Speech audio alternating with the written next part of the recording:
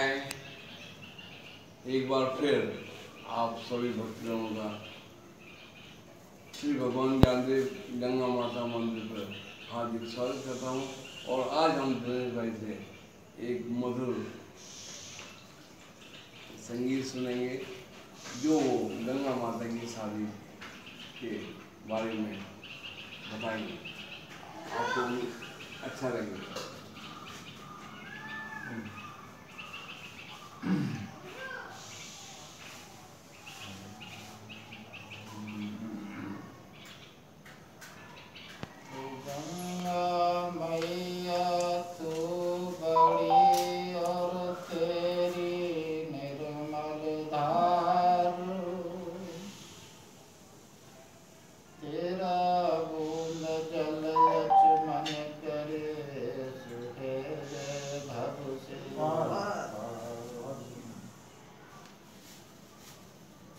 मैया तेरे जल बूंद को जो एक अचमन करे, कटे पाप कोट सो शीघ्र ही भव से तरे। तो आज एक भजन। प्रभु तुम चंदा में चकोर हूँ, प्रभु तुम चंदा में चकोर हूँ, तुम्हीं में तुम हो, तुम्हीं में मैं हूँ, तुम्हीं में तुम हो, तुम्हीं में मैं हूँ। प्रभु तुम बादल में बाकी कोर हूँ, प्रभु तुम चंदा में चकोर हूँ। प्रभु तू छोटे से छोटा, बड़े से बड़ा है, छोटे से छोटा भगवान बड़े से बड़ा है, मगर तेरा दर्शन कड़े से कड़ा है। हाय तेरा दर्शन कड़े से कड़ा है। प्रभु तुम पतंग में मंज डोर हूँ, प्रभु तुम चंदा में चकोर हूँ। और भक्त कहने लगा, जिधर को मैं देखूं उधर कोई तू है, जिधर को मैं देखूं उधर कोई तू है, नजर भर के देखूं कहीं भी नहीं तू, नजर भर के देखूं कहीं भी नहीं तू। प्रभु तुम समुद्र में हिलोर हूँ, प्रभु तुम चंदा में चकोर हूँ। आज आदरणीय सम्मानित सभी लोग त्रिपाठी जी, आज आपके सामने गंगा माता की शादी कब, कैसे और किसके साथ में हुई, ये बात है। अपने भारत देश में जो दुष्यंत के पुत्र जो भरत थे, वो भरत जी के 5 पुत्र थे। तो भरत जी ने ये कहा कि मैं संभाल सकता हूँ सत्ता को, लेकिन मेरे 5 पुत्र में कोई संभालने वाला नहीं है। और ये पहली बार ऐसा हुआ था किसी राजा का पुत्र राजा न हो। भरत जी ने कहा था कि मेरा पुत्र कोई संभालने लायक नहीं है, तो मैं किसी को सत्ता सौंपूंगा नहीं अपने राज्य की, मैं कोई ढूंढूंगा। इसीलिए उनका राजा का नाम बहुत था, उसीलिए भारत नाम पड़ा अपने उन्हीं के राजा नाम पर। वो गए, बृहस्पति के पुत्र मतंग को लेके आए, उनको बिठाला उन्होंने, और उसके 14 पीढ़ियों के बाद में उसी में हस्तिनापुर में एक राजा हुए हैं जिनका नाम था प्रतीक। प्रतीक नाम के राजा थे।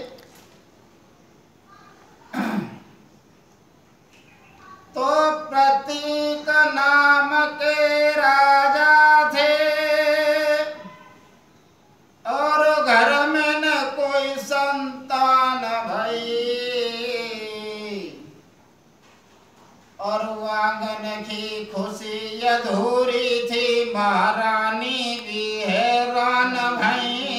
ये जो राजा थे ये भी संतानहीन थे, प्रतीक संतानहीन थे। और एक बात और बताऊं, क्या लीला है परमेश्वर की, सब सुख किसी को न देता है। कहीं बाप दुखी है बेटा से, कहीं दुखी बाप से बेटा है। और कोई दुखी सम्मान से और कोई सम्मान को, कोई दुखी संतान से और कोई संतान को। हमने तो ये तक देखा है, जिसके पास भूख है उसके पास भोजन नहीं है, जिसके पास भोजन है उसके पास भूख नहीं है, जिसके पास बिस्तर है उसमें नींद नहीं है, जिसके पास नींद है उसके पास बिस्तर नहीं है। क्या लीला है, क्या लीला है परमेश्वर की, ये सुख सभी को न देता है।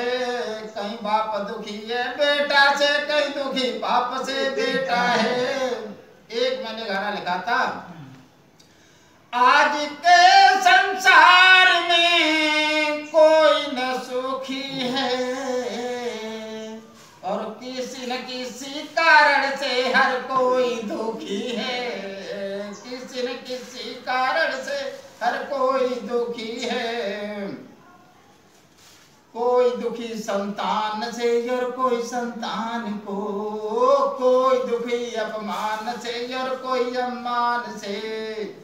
दुखों में बड़ा दुख है अपने शरीर का, भोगता है प्राणी फल अपनी तकदीर का। अपनी अपनी किस्मत है जो हर ने लिखी है, किसी न किसी कारण से हर कोई दुखी है। आज प्रतीक राजा थे, वो कहने लगे मैं क्या करूं, मेरे कोई संतान नहीं है। प्राण प्यारी, धीरे धीरे बेटा सियाना होने लगा और उस महाराज लल्ला था चतुर सुखी गुणधाम। चतुर ब्राह्मणों ने बेटा को सांत्वन धर दो नाम। मेरी धीरे धीरे कथा बर्मादी आगे बढ़ रही है, मेरी होले होले कथा भैया आगे बढ़ रही है। शांतनु नाम रख दिया उस बेटे का। और शांतनु नाम रखने के बाद में प्रतीक बोले, एक दिन बेटा बड़ा होने लगा। प्रतीक खड़े हुए थे और शीशा की तरफ देख रहे थे। तो शीशा की तरफ क्या देखते हैं,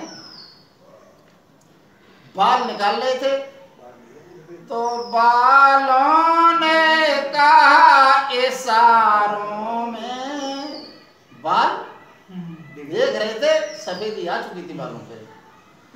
बालों ने कहा इशारों में, अब बाल न भाव धरो राजन। बाल कहने लगे अब तुम बाल नहीं रहे राजा से, अब बाल भाव मत रखो। बालों ने कहा इशारे में, अब बाल न भाव धरो राजन। है बाल बाल के साथ काल, अब बालों को ध्यान करो राजन। तभी बुलाया शांतन को, मधुरो वचन सुनायो है। बेटा तुम जाको देख ले ओ, अब हमें बुढ़ापो आयो है। बेटा अब ये गद्दी तुम पकड़ो और हमारा समय हो गया भजन करने के लिए, हम दोनों जाएंगे। लेकिन मेरे लाल, मेरे पुत्र, इस गद्दी के मर्यादा को रखना। क्यों कि राजाओं में 14 दोष हुआ करते हैं, उसमें बहुत बड़ा दोष है। राजा ये सोचा करते हैं जग में मेरा ऊंचा नाम नहीं। सारी जिंदगी उनकी निकल जाती है इसी में कि मेरा ऊंचा नाम नहीं, ऊंचा नहीं। और सोचते लास्ट ये है कि मेरे बराबर किसी का काम नहीं है। दो चीजें उनमें होती हैं। तो कहने लगे बेटा मैं जा रहा हूं, एक बात तुमसे अंतिम समय कह रहा हूं। तेरी तू जब भी जंगल में जाएगा, कभी जंगल में मिलेगी सुकुमारी है, वही बनेगी नारी तुम्हारी है रे भाई। खुश रखी और याद भारी है, जय अंतिम बात हमारी है। बेटा जब जंगल में आप जाओगे तो बहुत सुंदर एक राजकुमारी मिलेगी जो तुम्हारी पत्नी बनेगी। और इतना कह करके शांतनु चले जाते हैं जंगल की ओर। और एक दिन वो प्रतीक चले जाते हैं, शांतनु महाराज बैठे हुए हैं राजा बन के। एक दिन वो शिकार खेलने के लिए चले और जंगल की ओर जाते हैं। और उन्होंने देखा, चले तो जा रहे थे और झाड़ियों के बीच में देख रहे हैं बहुत सुंदर, बहुत सुंदर। कितनी सुंदर! अरे चंदा सो मोखारो बिंदा सो बहु कहीं न जाए मृग जैसे न जाके खंजना शर्माए। इतनी सुंदर थी। और कहने लगे जैसे ही उस लड़की ने झाड़ी से चेहरा यो चकाया, राजा ने मन में समझ लई बदली में चांद निकल आया। ये खूबसूरत, ओहो, पिताजी बताते थे क्या वो ही सुंदरी है। और कहने लगे, गंगा जी देखने लगी ये शांतनु है प्रतीक के पुत्र। कहने लगी क्या है, कौन हो तुम, क्या है? तो राजा कहने लगे और कौन देश की रहने वाली और यहाँ पर क्यों तुम आई हो? ने कहे इतना मोए बतलाई दी जो तुम कुआरी हो या प्यारी हो। इतना बता दो मुझे। बोले क्या बात है? बोले क्या बात है? बोले हमें तुम्हें देख के लग रहा है आप बहुत खूबसूरत हो। गंगा जी कहने लगी मुझको देखन को राजा तेरी अखियां प्यासी हैं, जो खाल फाल पर मरते हैं वह प्यार नहीं अयासी है। क्या बात है? बोले इधर नीचे तो आ जाओ, तुम तो खड़े खड़े बातें कर रहे हो। एकदम चकोर हो गए शांतनु देख करके।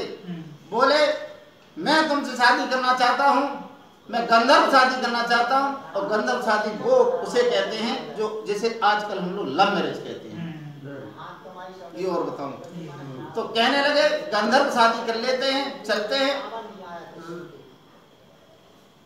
राजकुमारी बोली शांतनु शादी तो तुमसे कर लूंगी, मैं शादी तो कर लूंगी, लेकिन मेरी 3 शर्तें हैं इस बीच में। 3 शर्तें हैं। मैं किसी को मारूं या जिंदा करूं, किसी की बात मानूं या न मानूं, कुछ करूं या न करूं, तो रोकोगे नहीं कभी। लेकिन एकदम से शांतनु कहने लगे तुम बिना न जी पाऊंगो यार, भोजन न घर खाऊंगो मैं, चलियो संग हमारे जी, तुम बनाओ मोए घर बारे जी। तुम चलो, हम तुम्हारे जिंदा नहीं रह पाएंगे और तुम जो कहोगे वो शर्त मुझे मंजूर है। आज शांतनु महाराज गंगा जी को शादी लेकर के आ जाते हैं। इधर एक पौराणिक बात ये भी है कि वशिष्ठ गए जब नंदिनी गाय बंधी हुई थी, 8 बसु खोलने के लिए गए थे। और ये बसु जो थे एक ने गाय खोली थी, तो कहने लगे वशिष्ठ ने श्राप दे दिया तुम भूतल पे जाओगे। तो उन्होंने गंगा जी से प्रार्थना की गंगा मैया मैं कैसे धरती पे रहूंगा। बोले कोई बात नहीं, तुमको जन्म लेते लेते हम मार देंगे, लेकिन बोले इस घोड़ा को जिस गाय को जिसने छुआ है उसको भूतल पे रहना पड़ेगा, जो 8वां था। गंगा जी के अरे बरसे गई थी बीत रे के समय सुहावनो आयो, शांतनु की दुल्हन ने भैया सुंदर बेटा जायो। इधर तो गाने बज रहे थे। गंगा जी ने पुत्र को गोद में लिया और चल दी। कैसी ममता थी माँ की। और चली जा रही है। शांतनु देखते हैं पीछे पीछे जा रहे हैं और जो गहरी धारा मिली गंगा जी की, और मैं उस बच्चे को एक नहीं एक एक करके बाने बेटा मारे साथ, तो शांतनु ने छोड़ा नहीं बको साथ, छोड़ा नहीं। लेकिन शांतनु मनी मन में घुलने लगे, कहने लगे कैसी है ये। अरे 8 मयाओ गरमऊ में राजा मगन मन भारी, और पैदा होने की लगी गई रे उनको चिंता भारी। पता चला 8वां गर्भ हो गया और जैसे ही लड़का पैदा हुआ है और शांतनु महाराज वो पहले की तरह फिर चल दिए पीछे पीछे। और जैसे गंगा जी की धारा में गंगा जी गई एकदम शांतनु ने रोक लिया, रुक जाओ, तुमने मुझे रोका है? हाँ तुम्ही को रोका है। मुझको रोक दिया कि हाँ आज के बाद में लौट के नहीं जाऊंगी तुम्हारे पास, बिल्कुल मत आना, लेकिन बच्चे को नहीं मरने दूंगा इसको मैं। बोले ठीक है इसको नहीं मार रही हूं लेकिन बड़ा होने तक इसे अपने पास रखूंगी और मैं तुम्हारे पास नहीं जाऊंगी। शांतनु चले आते हैं, जिस बच्चे का नाम देवव्रत रखा था जो आगे चल के भीष्म पितामह के नाम से हुए और ये पांडवों के परदादा होते थे, गंगा पुत्र भीष्म। फिर वहां पर जाते हैं, उनको बचा लिया है। बचाने के बाद में अरे गंगा जी की कहानी बर्मा जी सुनाई दई गा के, गुरु जी तो नहीं